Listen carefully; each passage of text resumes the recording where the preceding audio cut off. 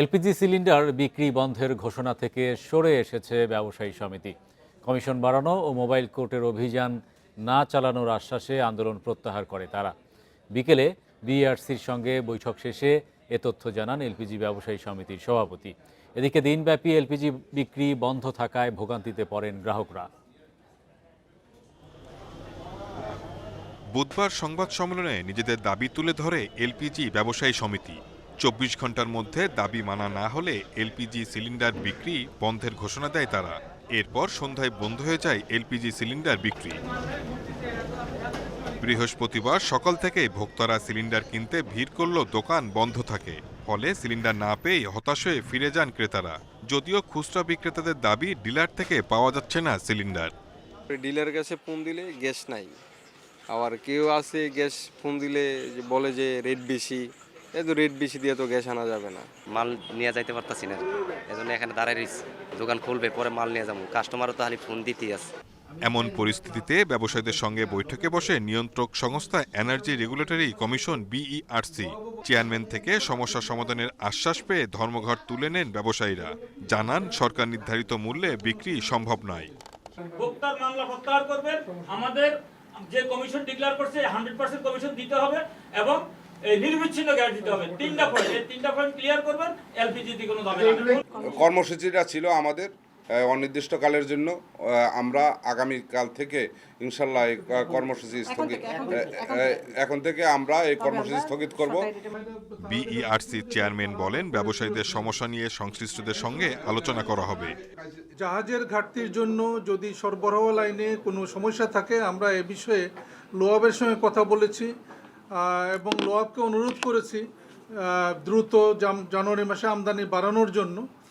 ফেব্রুয়ারিতে রোজা শুরু হবে, এই সংকট আশা করতেছি এই মাসের দ্বিতীয় সপ্তাহের মধ্যে কেটে যাবে। বৃহস্পতিবার সমস্যা সমাধানে গ্যাসের আমদানি শুল্ক কমানোর সুপারিশ করে জ্বালানি বিভাগ। এতে এলপিজি আমদানি বাড়তে পারে আর বাজারে সরবরাহ সংকট কমবে বলেও আশা খাত সংশ্লিষ্টদের। Shahid Ahmed, Independent News, Dhaka. এলপিজির সংকট এবং সরবরাহ পরিস্থিতি নিয়ে আরও জানাতে বার্তা কক্ষ থেকে আমাদের সঙ্গে যুক্ত হচ্ছেন সহকর্মী শাহিদ আহমেদ। শাহিদ, আমরা তথ্য জেনেছি যে লোয়াব, যারা এই যে এলপিজি অপারেটরস রয়েছে, যারা আমদানি করে ডিস্ট্রিবিউটরের মাধ্যমে রিটেলারদের কাছে পৌঁছায়, তারা যেটা তথ্য দিচ্ছে হচ্ছে গত ডিসেম্বরে 1,27,000 টন এলপিজি আমদানি হয়েছে, যা আগের বছরের একই সময়ের তুলনায় বেশি। তারপরেও বাজারে এই যে ঘাটতির মূল কারণ কি বলে মনে করছেন এবং বাজার ঘুরে আপনি কি তথ্য পেয়েছেন? দেখুন, আসলে আপনার এই কথাটাই জানতে চাওয়া হয়েছিল। আজকে যে বৈঠক হয়েছিল ব্যবসায়ী, যারা এলপিজি ব্যবসায়ী সমিতি এবং বিইআরসি চেয়ারম্যানের কাছে, সুতরাং চেয়ারম্যান যেটা বলেছিল যে আসলে জাতীয় রাজস্ব বোর্ড এনবিআর তথ্যই কিন্তু বলছে যে আপনি যেটা বলেন 1,26,000, সেটা কিন্তু যেই পরিমাণ চাহিদা তার তুলনায়, অর্থাৎ সরকারি তথ্য অনুযায়ী আমদানিটা বেশি হয়েছে, কিন্তু সংকটটা কেন?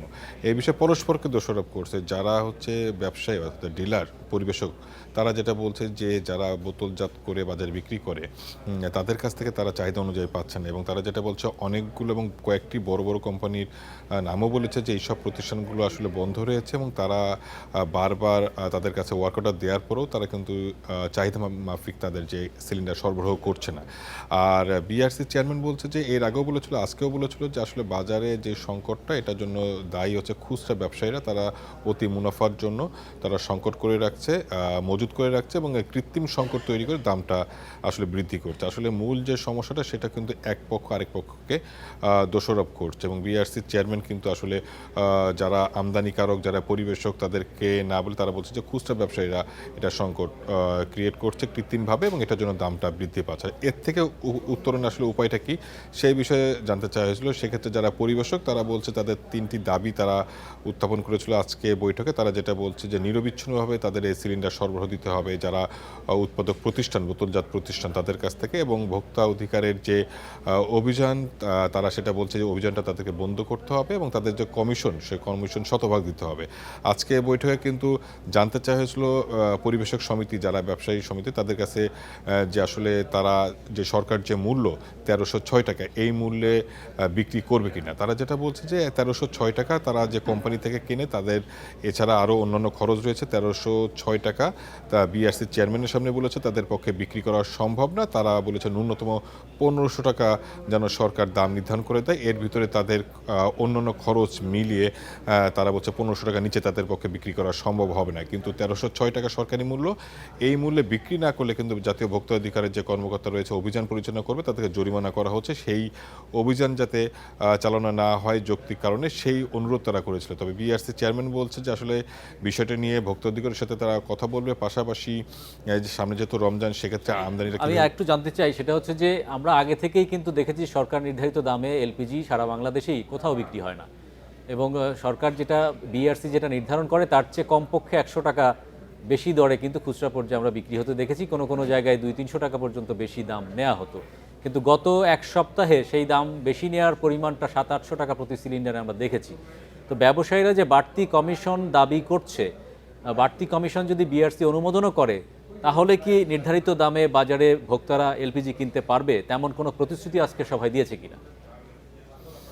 এই ধরনের কোনো প্রতিশ্রুতি ব্যবসায়ীদের পক্ষ থেকে আসে নাই, এবং এই প্রশ্নটা করা হয়েছিল বিআরসির চেয়ারম্যানের কাছে যে আসলে তাদের যে দাবিটা, সেই দাবিটা মেনে নিলে বাজারে কিন্তু নিরবিচ্ছিন্নভাবে ভোক্তারা সিলিন্ডার পাবে কিনা।